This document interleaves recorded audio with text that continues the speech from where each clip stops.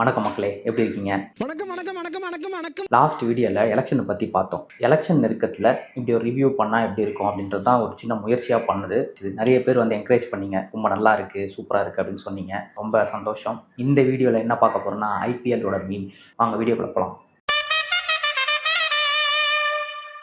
எல்லார் மைண்ட்லேயும் இந்த கேள்வி இருந்தது. என்னன்னா, ஐபிஎல் ஸ்டார்ட் பண்ணும்போது ஏன்டா வார் வேறு போயிட்டுருக்கு, கேஸ் வேறு ஷார்ட்டேஜ் சொல்கிறாங்க, லாக்டவுன் போட போகிற மாதிரி சொல்கிறாங்க, எலெக்ஷன் வரப்போது, ஐபிஎல் தேவையா அப்படின்னு சொல்லி நிறைய பேர் மைண்டில் இந்த கேள்வி இருந்திருக்கும், எனக்கும் இருந்துச்சு.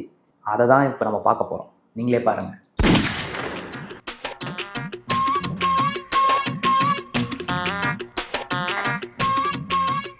அதாவது ஃபஸ்ட்டு மேட்ச்சு தோற்றதுக்கப்புறம் தான் இந்த கேள்வியே வருது. ஆக்சுவலாக இந்த கேள்வி எப்போ வந்திருக்கணும், ஐபிஎல் ஆரம்பிக்க போகிறோம் அப்படின்னும் போதே இந்த கேள்வி வந்திருக்கணும்.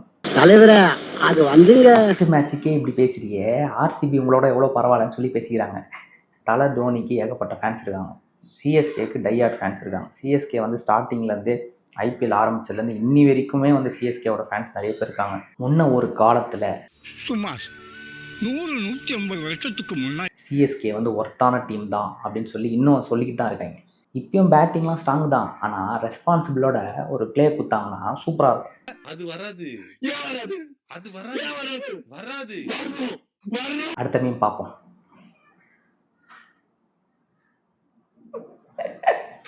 அந்த அஞ்சு கப்பு தான் இன்றைக்கும் பேசிக்கிட்டு இருக்கு. இப்போவும் அந்த சிஎஸ்கேக்கும் ஆர்சிபிக்கும் உள்ள அந்த வார் போயிட்டு தான் இருக்குது.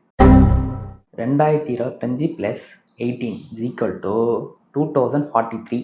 அதாவது என்ன சொல்ல வராங்கன்னா, 2043 தான் ஆர்சிபி அடுத்த கப்பு ஜெயிக்குமா. ஆமாண்ணா. யார் ஐடியா கண்ணாது? ஐடியா தானா? சூப்பரா கண்ணா. சரி ஜெயிக்கட்டும், என்ன இப்போ இந்த மேட்ச் விட்டா அடுத்த மேட்ச்சில் அடிச்சு தூக்கிடுவோம் அப்படின்ற மாதிரி ஒரு மைண்ட் செட்டில் இருக்காங்க. தலை சுத்துதுரா சாமி, தலையே சுத்துதுரா சாமி. அடுத்த மீன் பார்ப்போம். ஏண்டா அடியாள் பஸ் விட்டு ஓடினானே, வெல்கம் எடுத்து எரிய வேண்டியதானே, பின்னாலேயே ஓடுறீங்களா?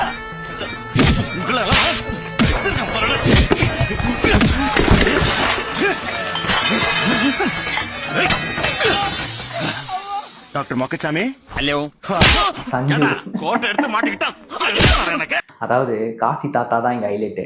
யார் அது பண்ணது, சூப்பராக பண்ணியிருக்கீங்க. அதாவது ட்ரெஸ்ஸிங் ரூமில் இப்படிலாம் நடந்தால் எப்படி இருக்கும் பார்த்தீங்கன்னா, இது பார்க்கும் போதே எப்படி இருக்குது, ஒரு ஃபன்னாக தான் இருக்குது. ஆனால் ட்ரெஸ்ஸிங் ரூம் இப்படி நடந்தால் எப்படி இருக்கும் யோசிச்சு பாருங்களேன். சிஎஸ்கே இப்போ என்ன பண்ணாலுமே தோனி மண்டையை தான் உருட்டுறாங்க.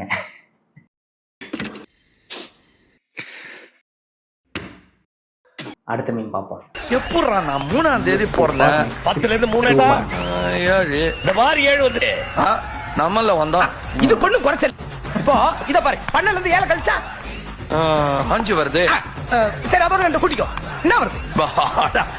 27 20 கழிச்சா 7. அதாவது எல்லா சிஎஸ்கே ஃபேன்ஸ்க்கும் இது ஒரு லாஜிக், அப்படி வச்சு மூவ் பண்ணுறது. ஐயோ அருமையா இருக்கடா. ஃபஸ்ட்டு மேட்ச் வேறையா, ஒன்றும் பண்ண முடியாது. அடுத்த மீன் பார்ப்போம். என்னடா நீங்களாம் சொல்கிறீங்க இதை அப்படின்னு. ஆமாம், இனிமேல் நாங்கள் தானே சொல்கிறோம். நாங்கள் ஃபஸ்ட்டு மேட்ச்சு சாமிக்கு விட்டுருவோம். வடிகளோட மாடுலேஷன் லஞ்ச் பார்த்தா தான் சூப்பராக இருக்குது. என்ன நீ கேக்குற? இனிமே நான் தானே கேட்கணும். ஒரே ஆள் நின்று அடிச்சிட்டான். ஆக்சுவலாக இது அப்படி தான் போச்சு. ஒரே ஆளாக நின்று அடித்ததும் வந்து அவங்க ஹைலைட்டே ஆகிடுச்சு. அதனால தான் இப்படி போட்டு வாட்டி எடுக்கிறாங்க. சொல்லிக்கிறது அவங்க வந்தாலே நாங்கள் தான் ஃபஸ்ட்டு மேட்ச்சை சமாளிச்சிருவோம் அப்படின்ட்டு. ஆனால் என்ன ஆச்சு கடைசியில்,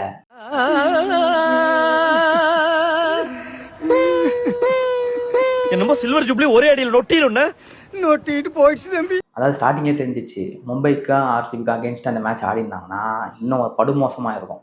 இது உங்க மேல சத்தியம். Come on guys. கரெக்டு தானே? அடுத்த மீன் பார்ப்போம். லாஸ்ட் ஆக்சுவலாக அப்படி தானே ஆயிடுச்சு. கடைசியில் நல்லா பண்ண போ அப்படின்ற மாதிரி தான் ஆயிடுச்சு.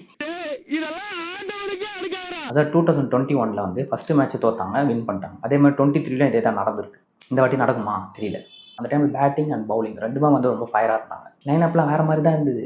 ஆனால் சிஎஸ்கேக்கு வந்து கொஞ்சம் லோ ஹைப்பாக தான் இருக்குது. அதெல்லாம் வந்து எல்லாருக்கும் போரிங் ஆகிடுச்சு. அடுத்த மீன் பார்ப்போம். Real IPL starts today. உங்களுக்கு புரியுதா? சத்தியமாக எனக்கு புரியல. இது டூ மச். இது டூ மச். வைடு போடுறத தவிர்த்தாங்கனாலே சமாளிச்சிடலாம் அப்படின்றது தான் ஒரு சில பேர் சொல்கிறது. லாஸ்ட் மேட்ச் எஃபெக்ட்டுக்கே இவன் சென்னையை வந்து பலியாக தான் போகிறான் அப்படின்ற மாதிரி தான் வந்து கிளம்பிச்சு. ஆனால் வணக்கம் சென்னைன்னு சொல்லி ஃபுல் ஃபோர்ஸில் சுற்றினுக்கிறானுங்க. ஆனால் அங்கே லாஸ்ட் 5 வருஷமாக அவங்க தான் நம்மக்கிட்ட வாங்கிட்டு இருக்காங்க. ஆனால் இப்போ எப்படின்னு தெரில, இப்போ என்ன ஆக போகுதுன்னு தெரில. இந்த வருஷம் எப்படி எல்லாமே தலைகீழ மாறப்போதா, இல்லை எல்லாமே வந்து ஒரு ஒரு கிரேஸில் இருந்தாங்க சிஎஸ்கேன்னு. இப்போ அது என்ன ஆக போகுதுன்னு தெரில. ஏன்னா இந்த ஐபிஎல் வந்து ஒரு மாதிரி போயிட்டுருக்கு. ஏன்னா T20 மேட்ச் விளையாடுங்கடான்னு சொன்னால் 50 ஓவர் மேட்ச் மாதிரி ஆடினுங்கிறாங்க. இது என்ன பண்ண முடியும்? My கருத்து வாட் இஸ் ஐம் சேயிங். ஆக மொத்தத்தில் ஒரு பக்கம் அடிச்சுக்கிறாங்க, ஒரு பக்கம் வந்து பயங்கரமாக சப்போர்ட் பண்ணுறாங்க, ஒரு பக்கம் அந்த மீம்ஸ் போட்டு தாக்குறாங்க. இதெல்லாமே பண்ணாலுமே ஒரு செட்டு என்ன பண்ணுறாங்கன்னா, எங்களுக்கு என்டர்டெயின்மெண்ட் வேணும். அதாவது யார் ஜெயிக்கிறாங்க தோக்குறாங்க அதெல்லாம் செகண்டரி, எங்களுக்கு என்டர்டெயின்மெண்ட் வேணும், ஏதாவது ஒன்று எங்கேஜிங்காக இருக்கணும் அப்படின்னு தான் ஒரு சில செட்டு நினைக்கிறாங்க. பார்ப்போம் இந்த டைம் எந்த அளவுக்கு என்டர்டெயின்மெண்ட் இருக்குன்னு. இந்த ஐபிஎல்ல யார் யார் எந்தெந்த டீம்லாம் சப்போர்ட் பண்ணுறீங்க, யாருக்கெல்லாம் இந்த டீம் பிடிக்கும் அப்படின்னு சொல்லிட்டு கமெண்ட்டில் வந்து மென்ஷன் பண்ணுங்கள். இந்த வீடியோ பிடிச்சிருந்தா லைக் பண்ணுங்கள், கமெண்ட் பண்ணுங்கள், சப்ஸ்கிரைப் பண்ணுங்கள். பார்த்து பத்திரம். டாடா. தேங்க்யூ.